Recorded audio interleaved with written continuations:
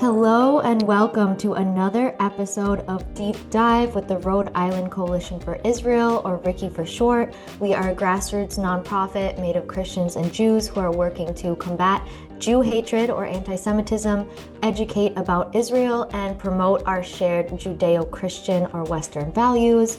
Our podcast is a bold exploration of the issues shaping Israel, America, Rhode Island, and the future of Western civilization. I'm your host, Maria Friedman, Executive Director of RICI, and we hope that this podcast gives you clarity and information to discuss complex topics with your friends, families, and have informed discussions. Also, so that you can lead candid discussions that challenge false narratives and provide historical, moral, and strategic context. From community voices to national thought leaders, this program amplifies perspectives often overlooked. Deep Dive delivers news and views designed to turn the tide in Rhode Island and beyond. So with that, it is a pleasure to welcome my special guest, Max Long, who is a CEO of the Strong Voices for Israel and also founder and CEO of Growing Wings. He's also an IDF reservist and former lone soldier. And he's the grandson of the founder of Christians and Jews United for Israel, which is an organization that we have collaborated with, which has played a major role in shaping his commitment to a Jewish-Christian partnership. So with that, I'll turn it over to you, Max. Thank you for being here. Thank you, Maria. It's a pleasure. Thank you Appreciate it. so much. Yeah, so tell us a little bit about yourself, introduce yourself. What's your current role? How did you get to where you are today? And feel free to jump in, ask questions as I go, because, the story kind of dates back. Today I'm 28 years old, but this story really begins, I'm not going to go all the way back to my childhood, but, at 18 years old, as a Jewish kid from Boston, right outside of Boston, a town called Newton. I'm one of five kids, grew up in a very Zionist household. I went, to public school my whole life, but always understood the importance of Israel, not just to the people living in Israel, but to, Jews everywhere in the diaspora, and the importance of having a strong homeland and a strong army to defend that homeland is critical to ensuring that we as Jews in the diaspora can live, peacefully and not have to hide from who we are.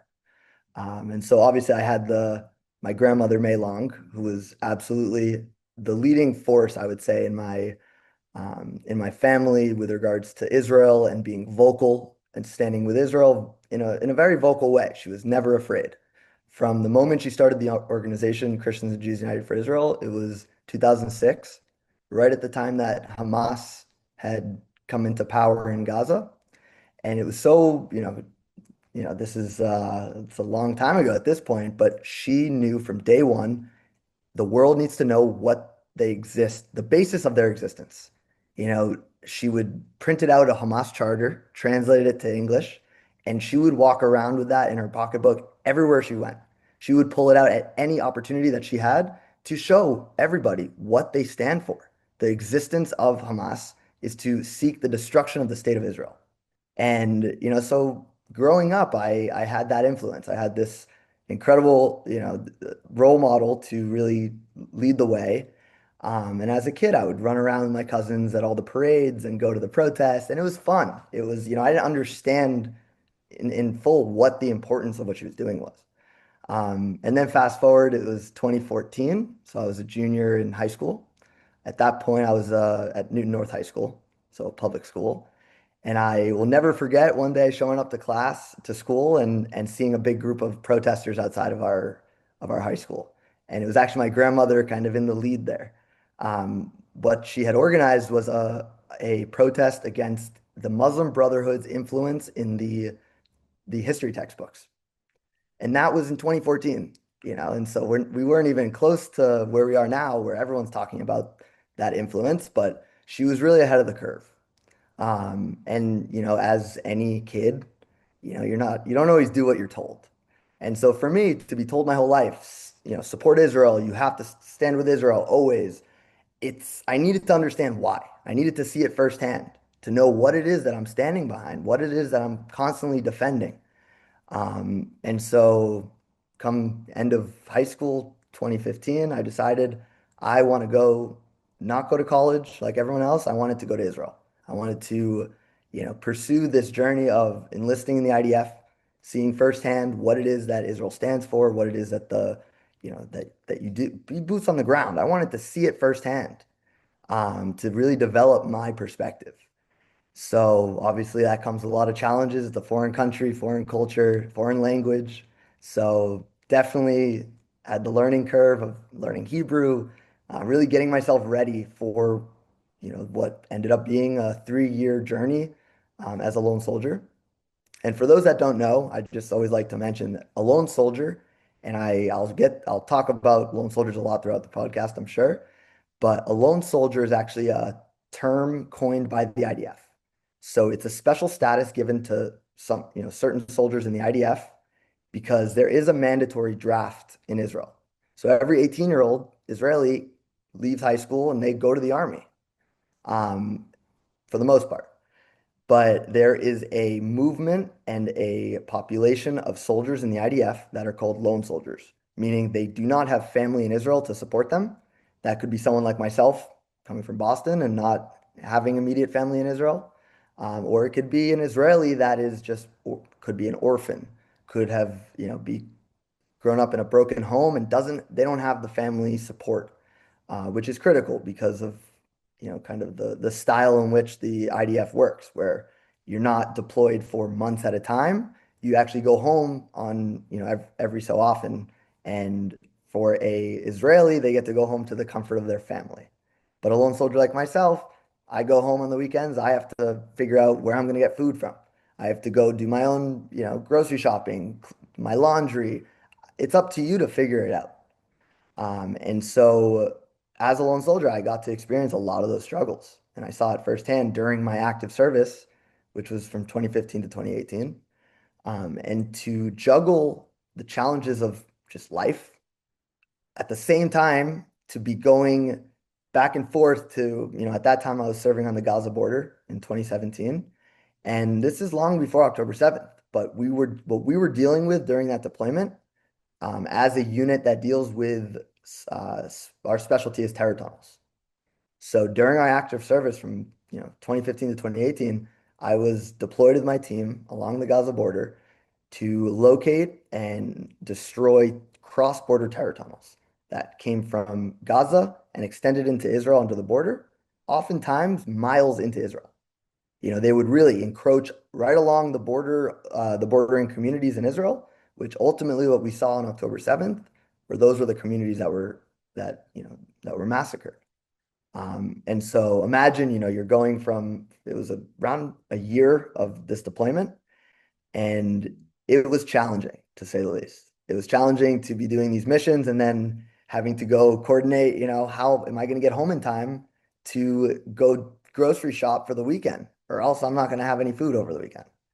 So that's kind of just a little insight on what it is to live as a lone soldier in Israel. There are about 7,000 active lone soldiers at all time and about 8,000 lone soldier reservists. And a lone soldier reservist is someone like myself, who at this point, I'm no longer in my active service. I got released in 2018, and that's when I joined the reserves. And up until 2023, reserves was a fun, once a year, go see your friends, get a little break from life. It had a whole different meaning. And so, between 2018 and 2023, I can tell you I was living my best life. I got released from the army. I was on that, that excitement of getting, I finished my active service. I did my part. And then it was kind of a pursuit of what's next. And, I'm a person that when I see an issue or a problem, I need to, I can't stop until I find a solution. And what I saw as a lone soldier was that my community was struggling. I saw my friends who were struggling. I saw, there were incidences where lone soldiers took their own lives. And it was clear that intervention was needed.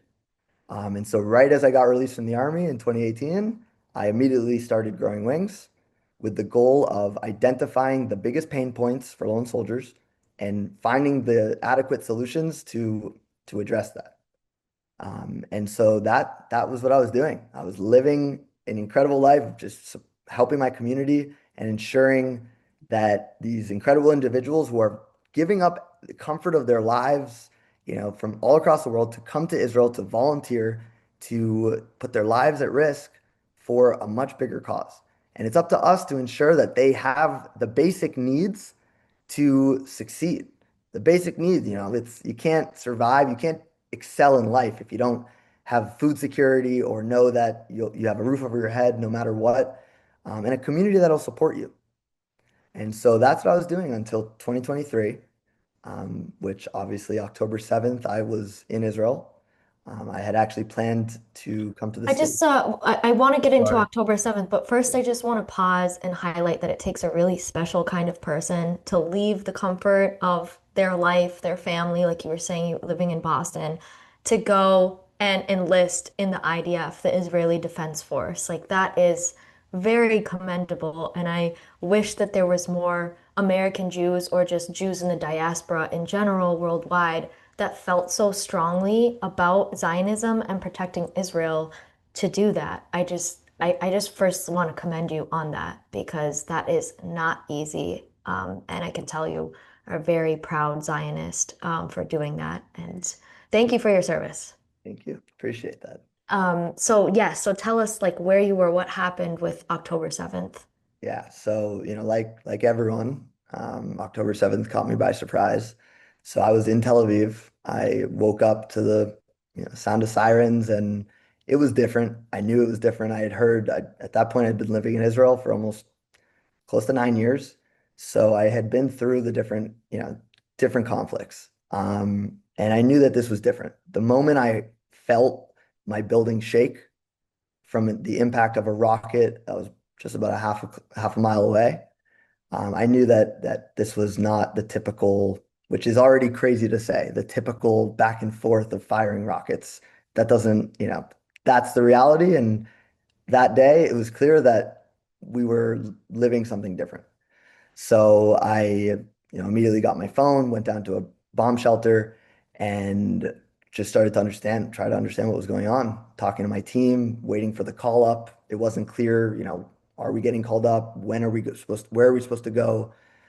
So ultimately, I ended up going to pick up one of my friends from my team because we just decided, we're hearing all these reports. We knew that ultimately we have to get to base. That's nothing can begin until you get to base and get your equipment. So he called me and he said, "You need to come pick me up. My car got hit by a rocket." So that's how October 7th started, was my friend who lived, clearly that rocket that I felt that shook my building is the one that actually landed next to him, and hit his car. So his car was completely out of, couldn't use it. So I had to go pick him up. And to describe that scene, driving down our base is down south. So the two of us in the car, you have sirens going constantly. And you just start seeing the barrage of rockets, the Hamas rockets overhead. And it was a sight that I'll never forget. That the only difference from those rockets impacting and hitting us was the Iron Dome. And it was out of a movie to really see the Iron Dome deploying the missiles. And for those that don't know, the Iron Dome is the system that the IDF deployed, with the help of the US, of course.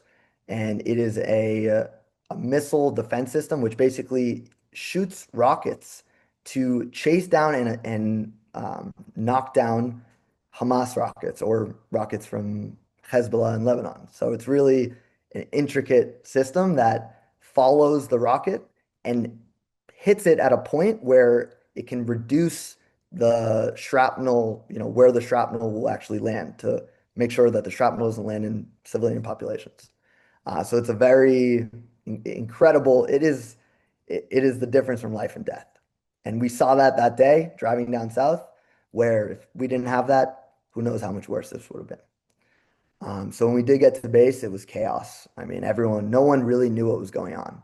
And by the time that we did link up with our entire team and get our equipment, we were seeing the teams, the active service men and women coming back to resupply on ammunition and gear, and they had just come from the strip. from the Gaza Strip. So we saw on their faces what was going on.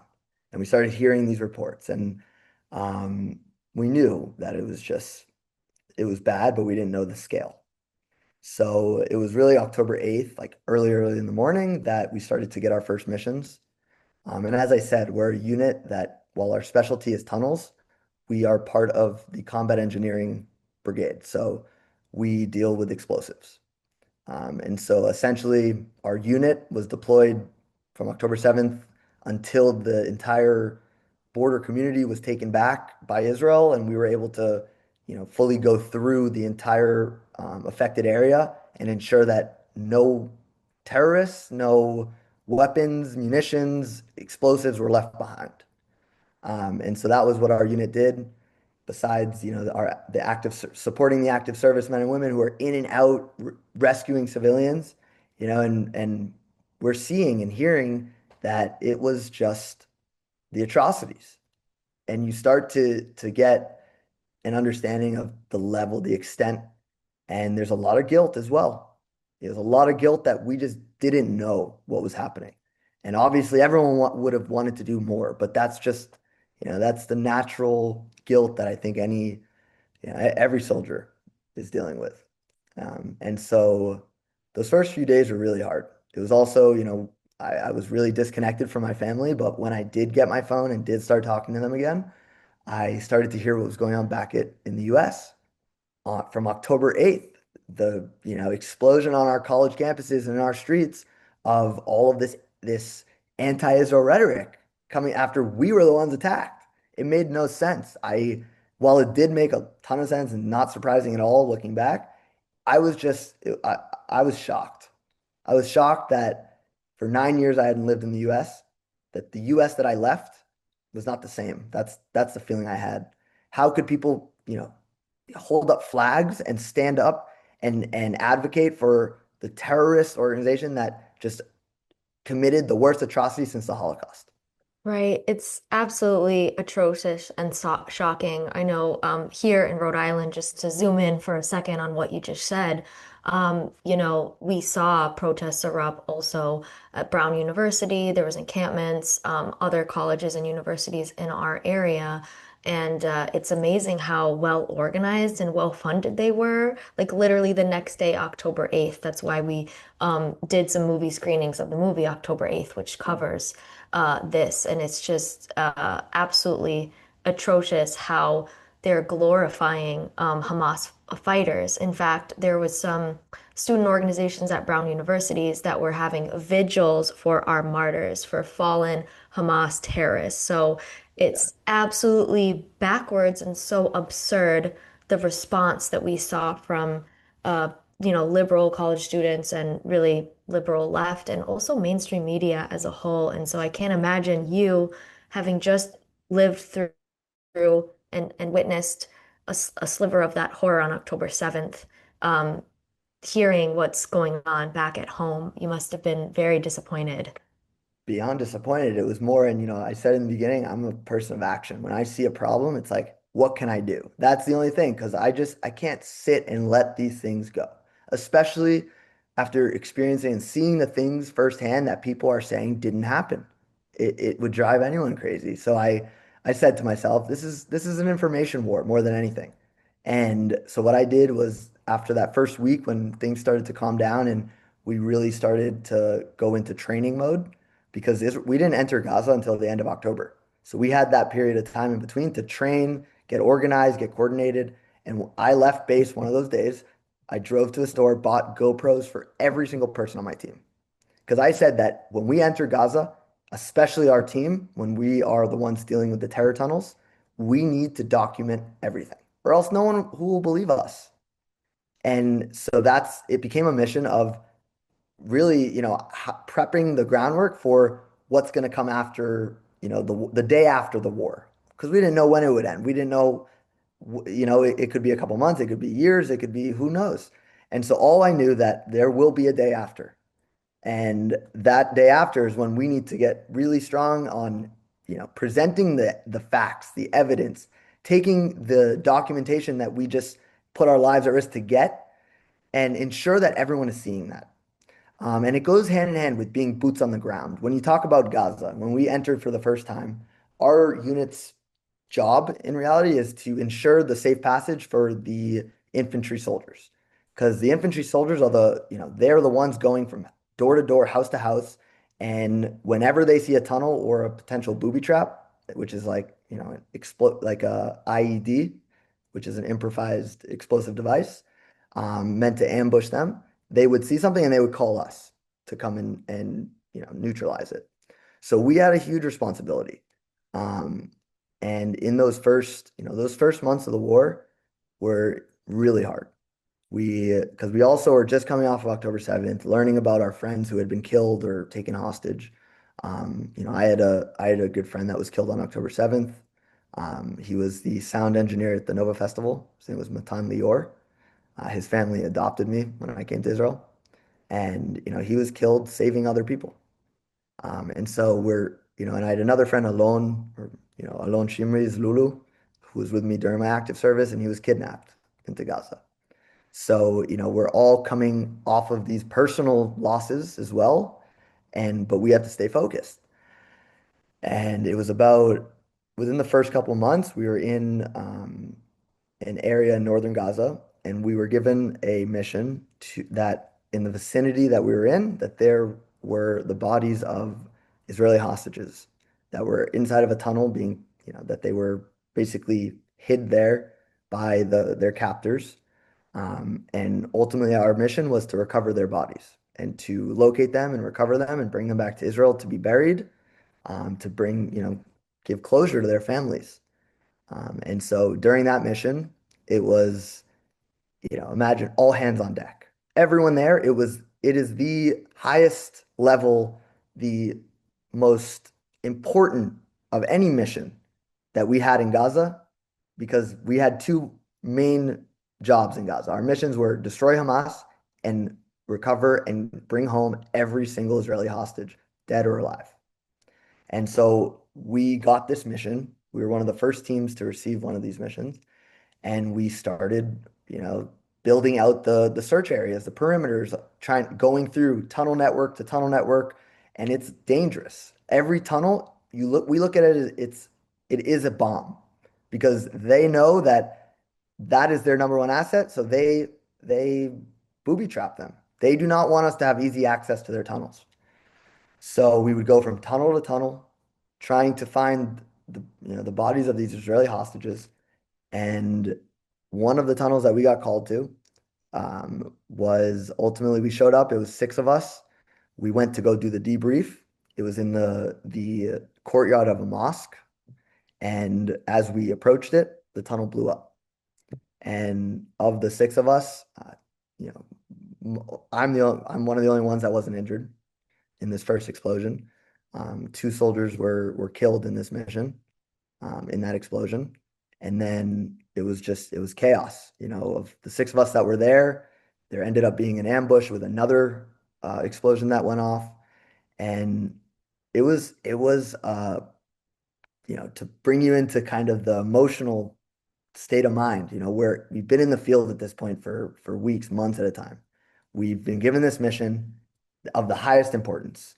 And while we're trying to accomplish this mission, two soldiers get killed to recover the bodies of ultimately two Israeli hostages. So it was a point of just a friction also within the team of this is so important, but is it worth losing the lives of soldiers for? But the answer was, of course, because these innocent people, they should not be in this situation in the first place. And it's up to us to ensure that their family has the closure and that our country has the closure, that our people have that closure. And when we did in the days following that incident, we successfully located the bodies of these two Israeli hostages and recovered them from the tunnel, and brought them back to Israel. And we did a ceremony in Gaza, one of the most powerful things I've ever been a part of. And then to later on, when we did get out of Gaza, we were invited by the mother of one of the hostages to go, she wanted to meet us and to thank us. And you're standing in front of a bereaved mother who shouldn't have lost her child. and her child was a civilian on October 7th, taken from a concert and was left, brutally murdered and left in a tunnel in Gaza. And so the idea, and she did an interview on the news where she talks about they wrapped my child in a blanket and an Israeli flag and brought her back to Israel with dignity. And that was so important. It was so important for all of us. And so to have the honor to be a part of that was profound and definitely carried forward into what later on was my transition out of the army, because I'm a reservist, so they couldn't keep us forever. And so our first round of reserves ended in February 2024. And at that point, they told us, all right, you're released, but just letting you know, we're probably going to call you back in the next few months. And so with that, we're left with like, how do you actually go back to life knowing you're going to be called up probably in the next couple months? And so it's just something over the last 2.5 years that I've I call it healing in motion. I think it's something that we all have had to do is, the constant, you know, changes in the situation where it was like we're all glued to our TV looking at, when the hostage deals and all these, and it was just constant. The ups and downs of the last 2.5 years, it's forced us to find ways to keep moving forward while also ensuring that we're not forgetting what just happened and we're finding ways to heal and bring closure, but also knowing that the job's not done. So February 2024, I decide, I had a plan before October 7th, which was to move to the US, really focus on my nonprofit and fundraising for the nonprofit, and to also go to school. I have not gotten my undergraduate degree. It's something I've wanted to do for a long time. And so I had initially enrolled at DePaul University in Chicago, which I was supposed to start in October 2023. So obviously that had to be pushed off. But I ended up starting in March in the spring, which happened to coincide with right at the time that the encampments began at DePaul University. So I got to campus. I started walking around campus in March and seeing, like you had said, posters of Hamas terrorists being held up and slogans and all the nonsense that we were all hearing around the country. But the shock factor to me was there was no other representation. It was all one-sided and everyone was participating. It was the happening on campus. It was like if you're not there, you're not cool. And that they use that social pressure to bring people who have no idea what's going on, but they want to be a part of the happening. And I would walk around that with a hood over my head. And I would just say, how do I even begin to combat this? And I was there. I have the truth on my side, but I'm one voice. And so I had not yet figured out how to really express myself in that sense. So I ended up getting called back up to reserves in May of 2024. So really only a couple months after I had gotten to the US. I packed up, went back to Israel, and had another round in Rafah in the Philadelphia corridor. And that was at the time that everyone's Instagram was all eyes on Rafah. And I'm in Rafah. I was there at that time. So, and I'm sitting there seeing, what's going on, how calculated and how carefully we operated as the IDF to ensure that no civilian casualties. And that is something that throughout the war I can say, and I can sit on this Zoom and with a smile on my face, knowing that I did everything in my power, my team, and everyone who served with me, that we always will do everything because we are a moral army to ensure that the civilian population is out of harm's way. That's why we're boots on the ground. We could do everything from the air, but that's not how we operate. And so, and yeah, it means, risking the lives of soldiers and having a lot of soldiers be killed as well to ensure that we can walk away after we hang up our uniform and know that we did everything. And so during that time back in Rafah in the Philadelphia corridor, I remember sitting with my friends from my team saying to them, I don't know how to do this. I don't know how to go back to this. It's not the same US that I left in 2015. This is in 2015, I had a t-shirt on that said, "This is what a proud Zionist looks like." The idea that nowadays you walk around, you'll get stabbed or shot wearing that in certain places. And just that difference was so, it was heartbreaking to see that. And so I'm talking to my teammates and feeling like I need to speak out, especially as someone who's been there, seen it firsthand. I've seen what Hamas does. I've seen the use of you know of human shields. I've seen it all. I've seen four Hamas gunmen execute a Palestinian woman in a courtyard of a school. So for people to tell me that I'm not, I'm the first that needs to get up and start speaking out. And so that's what I did. I got back to campus. It was September 2024. And I remember it was Rosh Hashanah, which is the Jewish New Year. So I put together these little packs of apples and honey to represent the Jewish New Year. And I decided to go out on campus in the same location that all the anti-Israel rallies happen. And I went out there with a sign, said, "Come talk about Israel with an IDF soldier." And I was there to hand out apples and honey and just have conversations with anybody you have a question, all you have to do is approach. And I made sure to be the most positive, friendly, I would even slouch a little bit so I wouldn't look intimidating. I wanted people to come talk to me. And it started on that first day. And I had some incredible conversations. I would say majority non-Jewish students who saw an opportunity to ask an IDF soldier a question when all they've been hearing is the baby killers, all these stigmas, and it was enough for them to have one conversation with me and I'm not there to say everything I'm telling you is factual and I'm right about everything and they're wrong. It's not that. I would stand there and say, "Hey, this is my experience as someone who was in Israel on October 7th, as someone who was, born and raised in the US, that has lived there, served there, is a student in 2024 on a college campus." I wanted them to get my perspective. Um, and I would leave every conversation with a handshake, or at least I would try.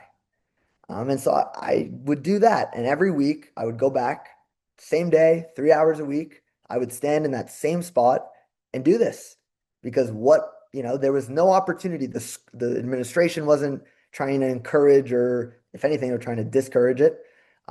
It was like this echo chamber that needed to be broken into.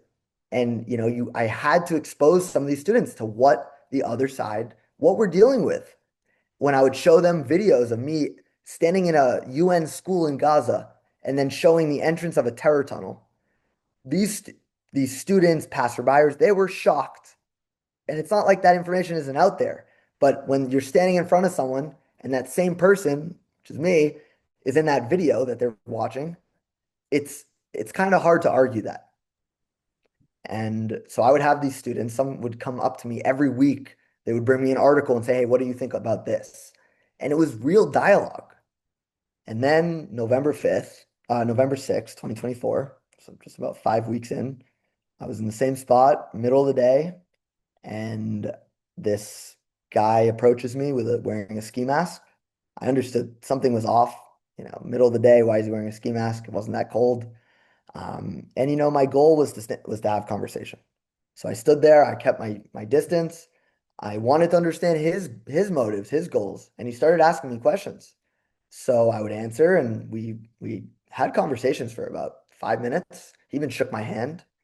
And then out of nowhere, I guess it was a setup the whole time. His friend came up from behind me, also wearing a ski mask, and just started punching me in the back of the head. I ended up hitting the ground. I don't remember anything from this point. It was 5 minutes of conversation and then lights out. And what I do know is because I got up after and I was recording, because I have the videos, but I had students come up to me and tell me I got what I deserved for killing babies in Gaza. And then that, intimidation, harassment, doxing just continued. The day after I'm in the hospital, I hear about students having a sit-in on campus, calling for my expulsion, and students posting, wanted flyers with my face on it all over social media, across campus. And so I was attacked, and this is what I'm the one being blamed and accused afterwards. And that harassment has continued really, even recently, like it hasn't stopped. And clearly, it was clear to me that if that's what the response was, their attempt to silence me, I was clearly doing something that was right if they needed to silence me. Yeah, I think there's a theme here, Max. I think you're a soldier wherever you go. I think that's what it is. You were on the front lines in Israel, and you were also in the front lines at the college campuses at your college, DePaul. I mean, that is, first of all, thank you for sharing your personal story and being brave, and also not letting something like that stop you. I'm sure it really shook you, but you obviously have incredible resilience, and I would say that Jewish people at large do as well. Absolutely. Like I said, healing in motion, it's what we do. Um, Wow. Even after that, I was in a dark room for a week. Like I couldn't even, it felt like I got hit by a bus. Like my entire body was just like I couldn't even think. And I'm a thinker, so that was a problem for me. So after that week, I had a lot of time. I'm just lying in bed, just thinking, how do I come back from this now? And and like I said, going back to it, it's like I need to stay moving. That's my thing. I need to keep another problem, find another solution. And I knew that this is happening, and I'm 28 years old. At the time, I was 26. So I'm thinking to myself, if this happened to me, I'm sure I'm not, this isn't an isolated case. This is happening all around the country to Jewish and our ally students, and not all of them are feeling very comfortable, I'm sure, to go out and speak about it. And so I knew like I needed to set that, lead by example in that sense. And another Jewish student was also standing next to me, and he was also attacked. He was the only person that tried to come and help me. Even a security guard that was standing 10 feet behind us didn't even move a muscle. So with that, we decided together, Michael and I, that we need to go on the news. We need to talk about this. We can't just let this get brushed under the rug. So we started, it was like literally 7 days after, and we started going on the news and, ABC, NBC, trying to reach anyone that would listen and hear the story. Because the goal was to reach out to anyone who this a similar experiences has happened to and try to get, activate them. That was the goal. But what I didn't realize, and ultimately, and this kind of leads into our Strong Voices for Israel program, was I started getting outreach, and I did a lot of his, news in Israel even, and I started getting outreach from all of these individuals like myself. Some are IDF reservists that are located in the U.S. and going back and forth like me. Some are Nova survivors, October 7th survivors, or Jewish students that have experienced anti-Semitism. And these were all the different people reaching out saying, hey, we saw what happened to you, and we have a similar story, and we want to get out there and share it too. And so that ended up turning into an opportunity to take this group of testimonies, these incredible people who have firsthand testimonies from whether it's the front lines over there or front lines here. And we decided to, help them take this traumatic experience and turn it into something that can pull action.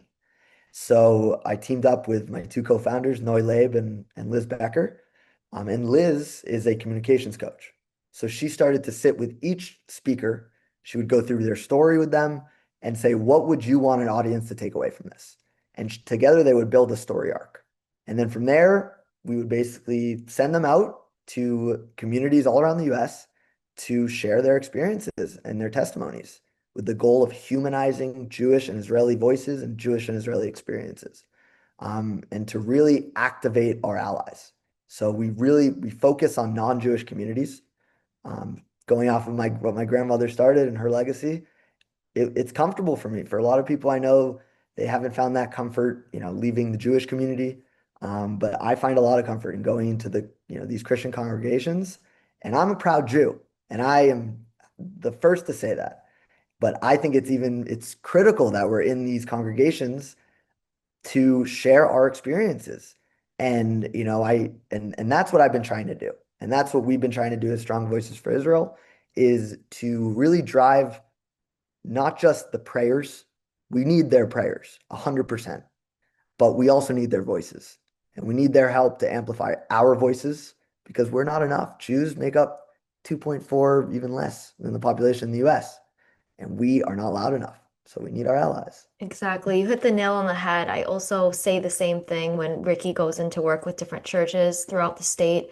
of Rhode Island and a little bit in Massachusetts is it's not enough to pray for Israel. We have to turn our prayers into action. So that call to action piece is critical, and I think it's amazing that you've been able to spread these firsthand stories and, like you said, humanize Jewish people because sometimes if somebody hasn't built a close relationship with a Jewish person in their life or their community, they're just going to take whatever they see in the social media and the negative stereotypes and the misinformation about who Jewish people are and who pro-Israel people are. So I think that's so important to build those connections and share that story. I'm curious, like, the difference in responses that you've gotten from Jewish audiences versus Christian audiences or secular audiences. Is there any difference in response, or is it pretty similar?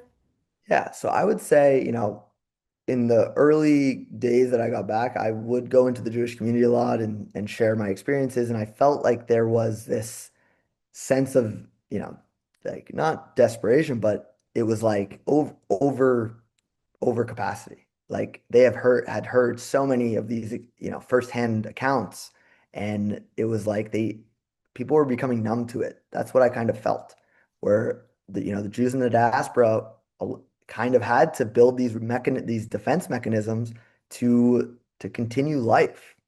And I saw that within even within my family. And so I really saw an issue in that where it's like we're preaching to the choir. And I even go into church and I'm like, I don't want to preach to the choir anymore. I want to get out of my comfort zone. And we all need to do that because if we just, we're just stirring the pot, we're not actually changing it up and adding new voices and new questions and new experiences. It's not really going to help us attain those objectives that we're setting, which is, you know, combating misinformation and anti-Semitism is not going to happen if we hide as Jews. And the same, I've been in Christian congregations that had never met a Jew before, and so even with that, there were, a lot of questions, a lot of, just wanting first points of needing to, points of alignment that were really important to address, where I as a Jew can come in with my belief, and you as Christians, we respect each other. And beyond that, we share the Judeo-Christian values, our shared values. That's what binds us. And the fight that we're fighting over there is not far away from, where we are here. And we've seen it here. We've seen it on our campuses. We've seen it on our streets. And we see what's burning next to the Israeli flag, the American flag. These are, these protests, these agitators are trying to destroy America. They don't, it's anti-America. This narrative is anti-America. And that's what I'm trying to explain and get out there and share is that what starts in Israel, what starts with the Jewish people doesn't stop with us. And we've seen that throughout history, and so we need your help now to get ahead of the problem so that it doesn't affect all of us. And it's already has. Exactly. You're exactly right. Like that is also one of the critical missions of RICI as well. So we share that in common. It's really highlighting those Western democratic values and making sure that we protect them and not let them be hijacked by these quote unquote social justice warriors and their movements and their bandwagons that they're all a part of. Because really, it's not just about the Jews in Israel, it's about protecting all of us in the free world. And I feel like you really are on the front lines of that, and I consider you a colleague in that work, even though I obviously haven't served in Israel. I haven't been beaten up on a college campus, thank God. I But like to say jumped because yeah, jumped. Um, but that's absolutely incredible. And I think it's so important to engage Christians and just non-Jews in general. I want to know more about like what pushback or obstacles you've faced in this work, because naming the elephant in the room, like, right, the threat of radical Islam, terrorist groups, and radical ideologies that want to harm Western civilization, not just annihilate the Jews, yeah, but harm Western civilization, isn't exactly a sexy topic. And many people shy away from it. In fact, we have tried to bring October 7th survivors, other speakers that are pro-Israel to synagogues, churches in our area, and some leaders simply don't want to do it because they say it's too political or it's too risky. First of all, it's not political to stand for Jewish human rights or human rights in general. It's not political to talk about your experience on October 7th. It's your lived experience. It's not political to say that Jews are the indigenous people of Israel and that's our ancestral homeland. That's some of the pushback that I've received, but also just kind of this plague of wokeness that has fallen over society and also over some of our Jewish communities that has made this work really hard. So I want to hear what you have to say about that. Yeah, I would say, that kind of pushback really started actually at DePaul. And DePaul's a Catholic university, one of the largest in the country. And so with that, and there's not much of a Jewish population there. I would say a few hundred Jewish students out of 16,000 students. Um, and so when I tell you that, I would stand at the edge of campus. I wanted to make sure to stand on campus, so I would have the protection of, the public safety, and I would have that support in a way. So when I would stand at the edge of campus to be respectful, because while at the same time, that same area, it's called the Student Center, would during the anti-Israel rallies, they're taken over. You see Hamas flags hanging from the university sign. It gets really bad. And they would have hundreds of students standing there doing that, which technically it's an area that you're not really allowed to protest on. And then, so when I would go stand out there in that same location, just me, one person, and I would have my little sign, I wouldn't set up any tables, I would just stand there. And I would get within minutes of arriving to that location, I would have a public safety officer from the university or someone from the university come and ask me to stand on the sidewalk.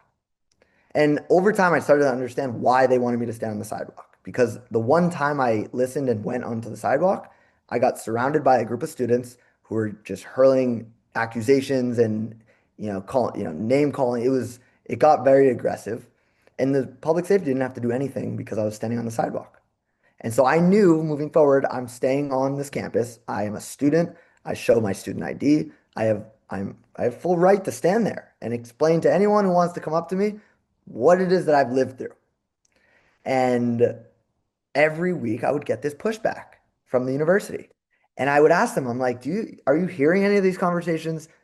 Some of these are incredible conversations, so constructive. So this is what university should be about. Encourage discourse. What else are we doing if we're just hiding in our own corners and not really educating anyone on anything? What's a fact if not, that's the number you have to draw what is a fact and what is not a fact. And that is already up for debate in a lot of these academic institutions, which is already a bigger problem. And a lot of the times that the reasoning for why they would want me to stand off campus is because DePaul wanted to stay neutral. And when I would say, well, what is it staying neutral? I'm not saying take a stance. I'm saying let a student of yours stand and talk about his experiences, just like you've let all these other students take over parts of campus and talk about their not lived experiences. And so it was very frustrating. And that was just with campus. When, later on, when I started going into certain different Christian congregations, I realized I need to be talking to the younger generations. I need to be talking to the students, the middle schoolers, the high schoolers, the college kids. It's, I'll speak to anyone, but that's where the most impact is had. And I've been doing a lot with some of these different Christian networks, for example, Kufi. So Kufi has invited me to their different You want to just explain what that is for Sure. people that don't know? Sorry. Yeah. Kufi is called Christians United for Israel. An incredible organization started by Pastor Hagee. And it was actually also started in 2006. And so they have different programs all around the country they have middle school programs, high school programs, college programs, where they educate their students on why it's so critical to stand with Israel and the Jewish people. And so I've been invited to these different middle schools and high schools around the country to share my story and my experiences. And when I go into the high schools, what's really interesting is these students are in these, they're Christian communities, and they have prayer sessions in the morning. They're very much so, in also in their bubbles. Just like the Jews, we tend to stay in our bubbles. I've seen that also within the Christian congregations, that there are a lot of everyone likes to stay within their bubble. But what happens? A lot of these high school students end up going to college campuses that following year, and for the first time, what they've been raised to believe is being challenged. And what are we doing to equip them with with the tools to combat those misinformed narratives that are, all over college campuses? And so that's been a lot of the work that I've been doing, is trying to really connect with the younger generation through my stories and my experiences as a student, talking to them about what they should prepare for, and how they should prepare for some of the dialogue that they might have on these campuses. So, Wow, that's absolutely incredible. We have also had the privilege of partnering closely with Kufi Christians United for Israel as well. But yeah, I just think the people who are like still denying what happened on October 7th, or even like denying the Holocaust, yeah. how can we address that? Because I know that Strong Voices for Israel not only has IDF soldiers speak, but Holocaust survivors as well. Yeah. Well, actually, Can you? unfortunately, it's sadly we're kind of at the point where there's not many Holocaust survivors that are able to really go around and speak and share their testimonies. So what we've actually done is extended it to the second generation. So actually, Liz Becker, who I mentioned, our communications coach and my co-founder, her father was a Holocaust survivor. So we do have a network, and he fought in the partisans he fought the Nazis and fought for the Jewish as and saved as many Jewish people that he could during the Holocaust as a Jew himself. And so what we've tried to do is extend those testimonies through the next generation, the survivors, offspring. And so that's been how we've been able to cope and kind of work around the unfortunate reality that there's not many Holocaust survivors that can be as active. But there will always be deniers. And that's the thing. And I've come to realize that about the Holocaust. I've come to realize that about October 7th. There will always be people out there to combat and play devil's advocate and always try to negate everything that we'll say.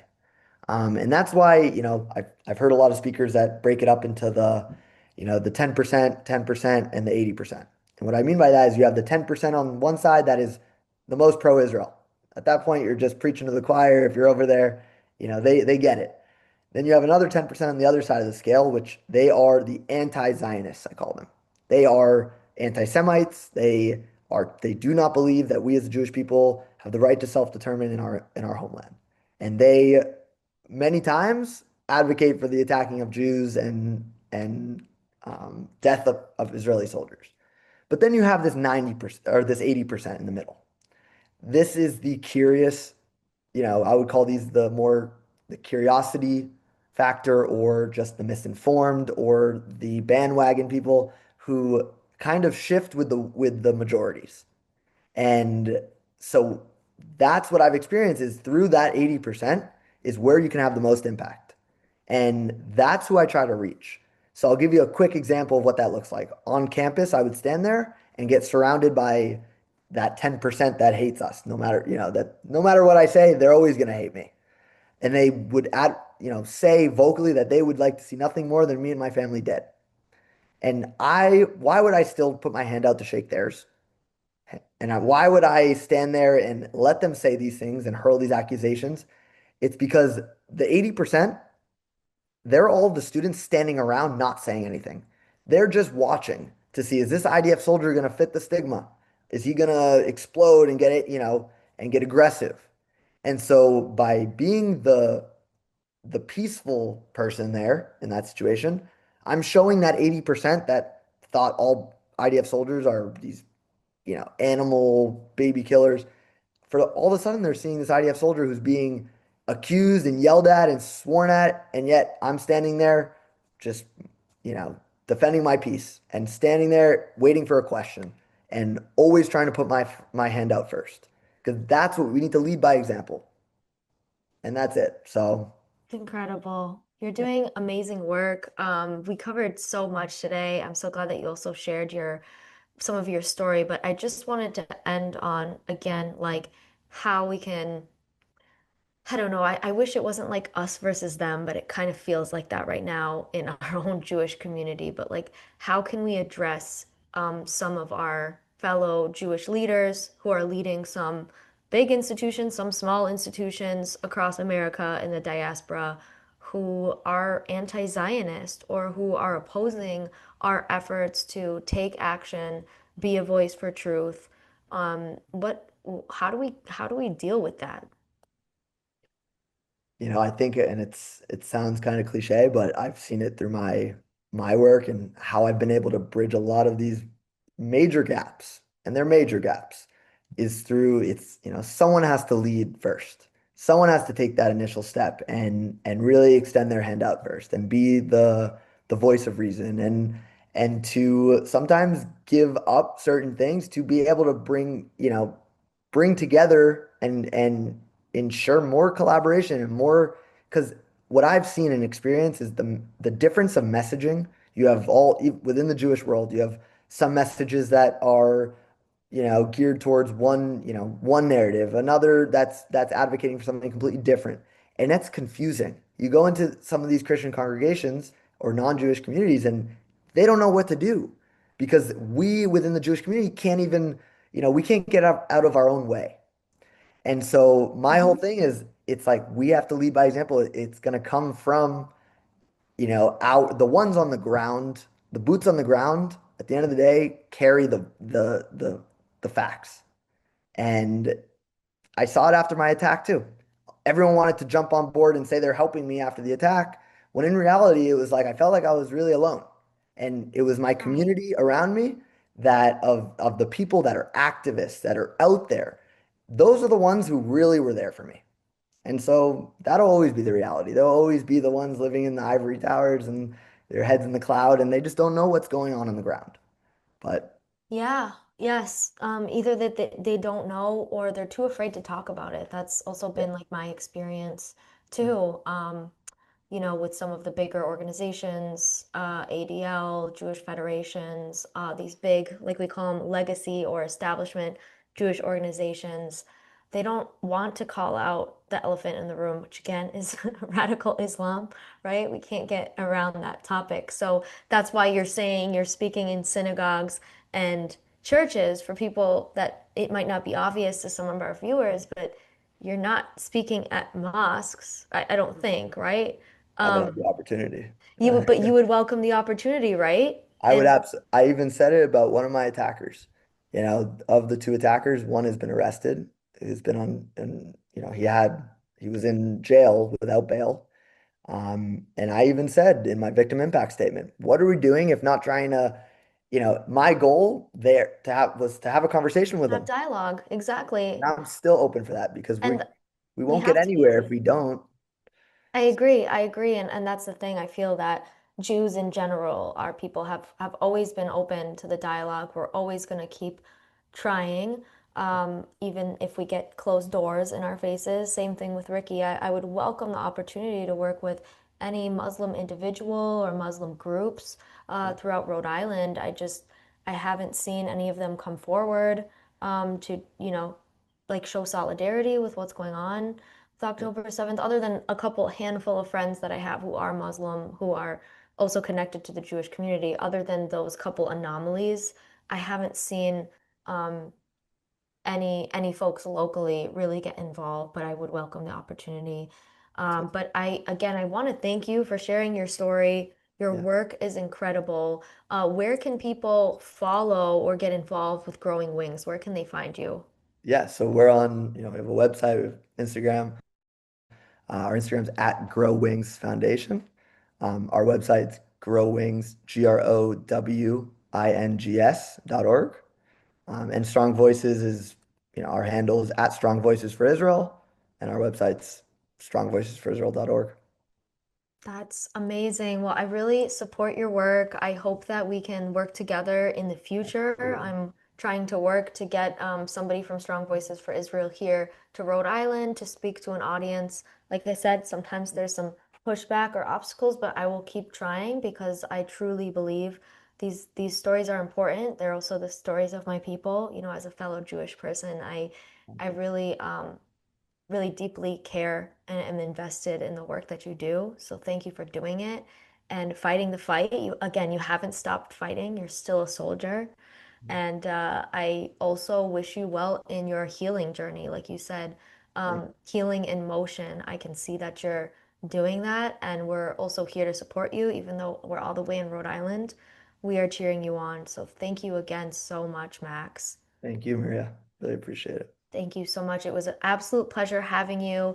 Stay tuned for our next episodes. And if you want to know more about the Rhode Island Coalition for Israel, check us out on Facebook, Instagram, and X. Our handle is at RI4Israel. That's the number 4, RI4Israel. And our website is ricoalitionforisrael.org.